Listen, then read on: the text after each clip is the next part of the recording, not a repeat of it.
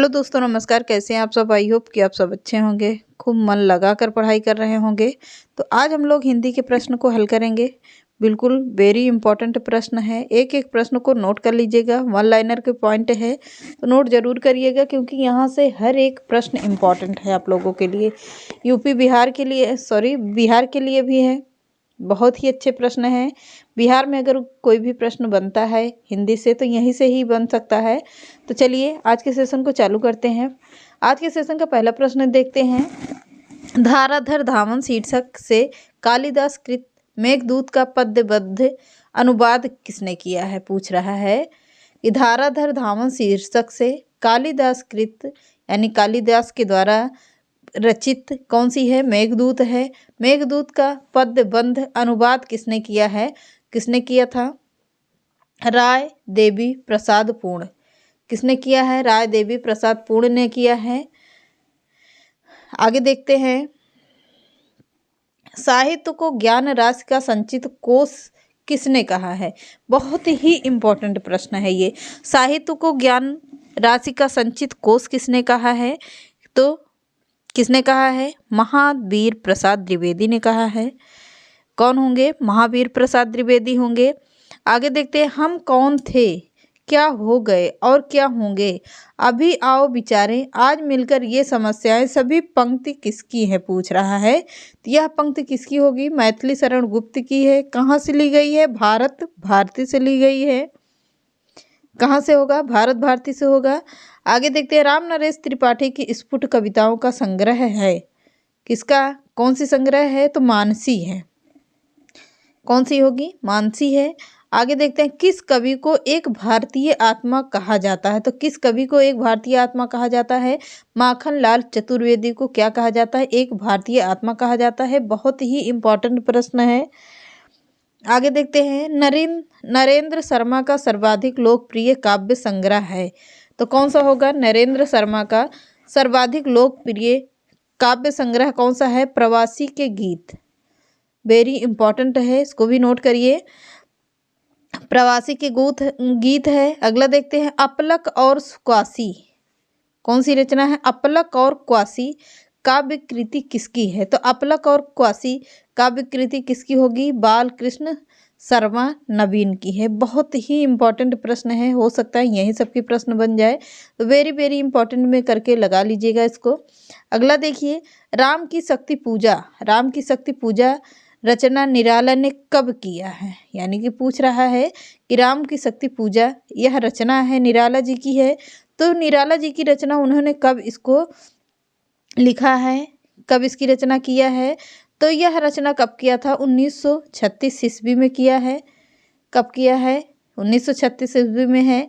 अगला है। मनुष्य की मुक्ति की तरह कविता की भी मुक्ति होती है। बहुत ही इंपॉर्टेंट प्रश्न है, इसको मैंने 2 बार पढ़ाया है। यह प्रश्न 2 बार लिया है क्योंकि ये इम्पॉर्टेंट है, ताकि आप लोगों को बार बार दिमाग में बैठ सके कि यह प्रश्न कौन सा है। तो मनुष्य की मुक्ति की तरह कविता की भी मुक्ति होती है, यह कथन किसका है? निराला का है। परमल की भूमिका में से लिया गया है। अगला देखिए। ले चल मुझे भुलावा देकर मेरे नाविक धीरे धीरे, कौन सी रचना है ये? पंक्ति पूछ रहा है। ले चल मुझे भुलावा देकर मेरे नाविक धीरे धीरे, यह पंक्ति किसकी है? किसकी होगी? अगला देखिए। किस कवि ने दादा भाई नौरोजी को विलायत में काला कहे जाने पर अपनी कविता में क्षोभपूर्ण प्रतिक्रिया व्यक्त किया है? ये भी प्रश्न मैंने लिया है, पर बहुत ही इम्पोर्टेंट प्रश्न। अभी परसों नरसों ही ये प्रश्न लिया था मैंने कि किस कवि को दादा भाई नौरोजी ने विलायत में काला कहे जाने पर कविता में क्षोभपूर्ण प्रतिक्रिया व्यक्त की है? तो किसने किया था? बद्री नारायण चौधरी प्रेमघन ने किया है। बहुत ही इम्पॉर्टेंट रचना है। आगे एक रचना और भी है जो इम्पॉर्टेंट है, आपकी परीक्षा में आपसे पूछ सकता है, तो फिर मैंने इसको उठाया है। वियोगी हरि को किस कृति पर प्रयाग हिंदी साहित्य सम्मेलन की ओर से 1200 रुपये का मंगला प्रसाद पारितोषिक पुरस्कार मिला था? किस कविता के लिए था? तो वीर सतसई के लिए था। किसके लिए होगा? वीर सतसई के लिए होगा। अगला देखिए। चरित्र काव्य को किस छंद में अधिक लिखे गए हैं? चरित्र काव्य को किस छंद में सबसे ज़्यादा लिखा गया है? किसमें होगा? दोहा और चौपाई में होगा। किसमें? दोहा व चौपाई में है। इसमें दोहा और चौपाई में सबसे ज़्यादा किस छंद का चरित्र काव्य किस छंद में अधिक प्रयोग किया गया? तो दोहा और चौपाई में किया गया है। आगे देखते हैं, सचेतन कहानी के प्रवर्तक कौन और कब और किसने किया था? सचेतन कहानी है पर उसके प्रवर्तक ने कब और किसने किया था? तो महीप सिंह ने किया था। कब किया था? 1964 ईस्वी में किया था। इम्पॉर्टेंट प्रश्न है, लिख लीजिएगा। किस कवि को हिंदी का जातीय कवि कहा जाता है? तो किस कवि को? तुलसीदास को हिंदी का जातीय कवि कहा जाता है। आगे देखते हैं, हिंदी काव्य में रीति चेतस का काव्य चेतस उपभेद किसने किया है? तो किसने किया था? बच्चन सिंह ने किया है। आगे देखते हैं, गिरधर कविराय की रचनाएं किस छंद में हैं? गिरधर कविराय की रचनाएं किस छंद में सबसे ज़्यादा हैं? तो कुंडलिया छंद में है। किसमें होगा? कुंडलिया छंद में है। आग और राग का कवि किसको कहा जाता है? वेरी इंपॉर्टेंट रचना है आग और राग। किस कवि को आग और राग का कवि किसको कहा जाता है? तो रामधारी दिनकर को कहा जाता है। रामधारी सिंह दिनकर। वेरी इंपॉर्टेंट प्रश्न है, नोट करिएगा इसको भी इंपॉर्टेंट में लगा के। आगे देखते हैं, आ कहानी के प्रमुख प्रवक्ता कौन है? तो आ कहानी है पर उसके प्रमुख प्रवक्ता कौन होंगे? गंगा प्रसाद विमल। कौन है? गंगा प्रसाद विमल हैं।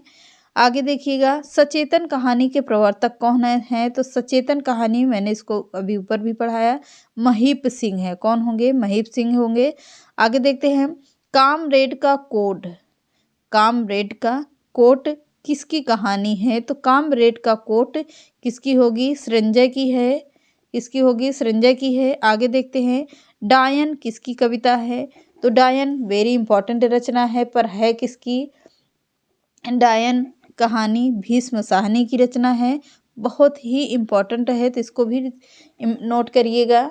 आगे देखते हैं, सोन मछली किसकी कविता है? तो सोन मछली किसकी होगी? अज्ञे की कविता है। किसकी होगी? अज्ञे जी की है। आगे देखते हैं, शेर सिंह का शस्त्र समर्पण के रचनाकार का नाम है, क्या है? शेर सिंह का शस्त्र समर्पण रचनाकार किसका है? तो जयशंकर प्रसाद जी का है। किसका होगा? जयशंकर प्रसाद का है। अगला देखिए, ज्ञानपीठ पुरस्कार की स्थापना कब हुई थी? तो ज्ञानपीठ पुरस्कार की स्थापना कब हुई थी? 1965 ईस्वी में हुई थी। कब हुई थी? 1965 ईस्वी में हुई थी। मिला किसको किसको था? तो ये रामधारी सिंह दिनकर को मिला है। यामा के लिए किसको मिला है? महादेवी वर्मा को मिला है। आगे देखते हैं, हिंदी का गालिब किसे कहा जाता है? तो हिंदी का गालिब किसे कहा जाता है? बिहारी जी को कहा जाता है। कौन होंगे? बिहारी जी को होंगे। वेरी इंपॉर्टेंट रचना है। अगला है, प्रेम प्रेम सब कोऊ कहत प्रेम न जानत कोई। यह एक लाइन है, प्रेम प्रेम सब कोऊ कहत प्रेम न जानत कोई। यह पंक्ति कहाँ से ली गई है? तो यह पंक्ति कहाँ से होगी? प्रेम वाटिका से। बहुत ही इम्पॉर्टेंट ये है लाइन पर पूछी जाने वाली है तो इसको भी वेरी इंपॉर्टेंट में लगाइएगा, पूछी जा सकती है। उड़ते चलो किस की विधा एवं लेखक का नाम बताइए। यह एक यात्रा वृत्तांत है पर है किसका? तो राम वृक्ष बेनीपुरी का है। कौन होंगे? राम वृक्ष बेनीपुरी होंगे। अगला है, कामायनी विश्व साहित्य का 8वां महाकाव्य है। कामायनी विश्व साहित्य का 8वां महाकाव्य है पर है किसका? श्याम नारायण का है। कामायनी के रचनाकार कौन होंगे? जयशंकर प्रसाद हैं। कामायनी विश्व का 8वां साहित्य है, 8वां महाकाव्य है। कामायनी विश्व साहित्य का 8वां महाकाव्य है। किसका था कथन है पूछ रहा है? तो श्याम नारायण ने कहा है पर कामायनी रचना किसकी है? तो जयशंकर प्रसाद की है। इसको नोट करिए। आगे बढ़ते हैं, अगला प्रश्न देखिए, रामचरितमानस की रचना गोसाई जी ने कब किया था? रामचरितमानस की रचना गोसाई दास ने, यानी कि किसको कह रहा है? तुलसीदास को कहा है। तुलसीदास ने इसकी रचना कब किया था? तो यह किया था 1574 ईस्वी में। रामचरितमानस किसे कहा गया? रामायण को कहा गया। रामायण किसने लिखा? वाल्मीकि ने लिखा। तो किस भाषा में है? संस्कृत भाषा में है। तब रामायण को ही तुलसीदास ने क्या किया? रामचरितमानस सीधा हिंदी भाषा में लिखा, यानी कि अवधी भाषा में लिखा। पूरा अवधी भाषा में इसका अनुवाद किया, पर किसने किया? तुलसीदास ने किया। कब किया? 1574 ईस्वी में किया। इतना क्लियर हुआ। आगे देखिए, श्री संप्रदाय के आराध्य थे। श्री संप्रदाय के आराध्य कौन होंगे? नारायण हैं। अगला देखिए, कृष्ण लीला प्रधान पहला संस्कृत काव्य है किसका? गीत गोविंद है। कौन सी है? गीत गोविंद है। अगला है, राम भक्ति में रसिक संप्रदाय के लेखक भगवती प्रसाद सिंह हैं। कौन होंगे? भगवती प्रसाद सिंह हैं। आगे देखते हैं, कृष्ण के पार्श्व में स्वर्ण पत्र पर श्री राधा अंकित कर आराधना करने वाला संप्रदाय कौन था? तो राधा वल्लभ संप्रदाय था। कौन होगा? राधा वल्लभ संप्रदाय। वेरी इंपॉर्टेंट रचना है। आगे देखते हैं, किस संप्रदाय में गद्दी पूजा का विधान है? किस संप्रदाय में गद्दी पूजा का विधान है? तो राधा वल्लभ संप्रदाय में गद्दी पूजा का विधान है। ये रहे कुछ इम्पोर्टेंट प्रश्न, तो आप लोग इसको नोट कर लीजिएगा, अच्छे से लिख लीजिएगा और ज़्यादा से ज़्यादा शेयर कर दीजिएगा। प्रश्न बहुत ही अच्छे अच्छे मैंने उठाया हुआ है। तो चैनल पसंद आए तो लाइक, सब्सक्राइब एंड शेयर करिएगा। नमस्कार।